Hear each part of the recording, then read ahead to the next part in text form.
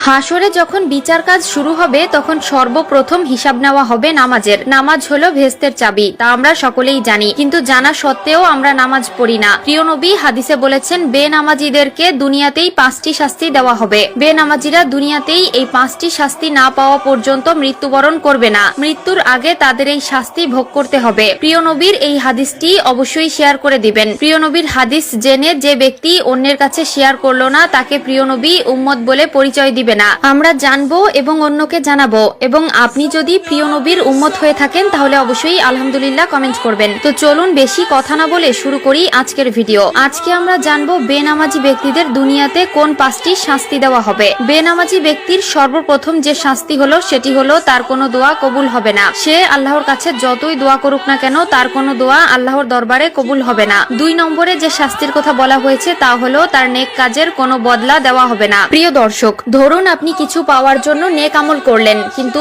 আফসোসের বিষয় আপনি যদি বেনামাজি হয়ে থাকেন আপনার নেক কাজের কোনো ফল আপনি পাবেন না। 3 নম্বরে যে শাস্তির কথা বলা হয়েছে তা হলো চেহারা থেকে নেককারদের নূর উঠে যাবে। প্রিয় দর্শক, জন্মগতভাবেই আল্লাহ তাআলা কালো, সুন্দর, অসুন্দর সকলের চেহারায় একটি মায়াবী নূর দিয়েছেন, কিন্তু নামাজ না পড়ার কারণে তাদের চেহারা থেকে সেই নূর উঠে যায় এবং দেখতে দেখতে একসময় চেহারার অবস্থা ভয়ঙ্কর হয়ে যায়। যার চেহারা থেকে আল্লাহর নূর উঠিয়ে নেয় তার প্রতি মানুষের কোনো মায়া মহব্বত থাকে না। 4 নম্বরে যে শাস্তির কথা বলা হয়েছে তা হলো তার জীবনের বরকত উঠে যাবে। আয় রোজগারে বরকত থাকবে না, ব্যবসা বাণিজ্যে কোনো সাফল্য পাবে না, সংসার জীবনে একটার পর একটা অশান্তি লেগেই থাকবে।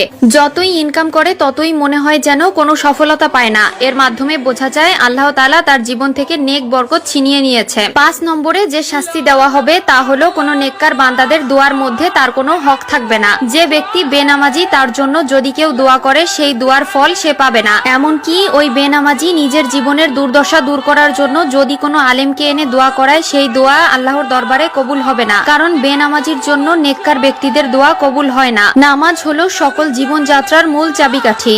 আপনি নামাজ পড়লে আপনার জীবনের সকল সমস্যার সমাধান পাবেন। আপনি নামাজ পড়লে আপনার জীবনের সকল বাধা বিপত্তি কেটে যাবে। এমনকি আল্লাহর রহমতে আপনার জীবনটা খুব সুন্দরভাবে কাটিয়ে দিতে পারবেন। আল্লাহ আমাদের সবাইকে 5 ওয়াক্ত নামাজ পড়ার তৌফিক দিক, আমিন।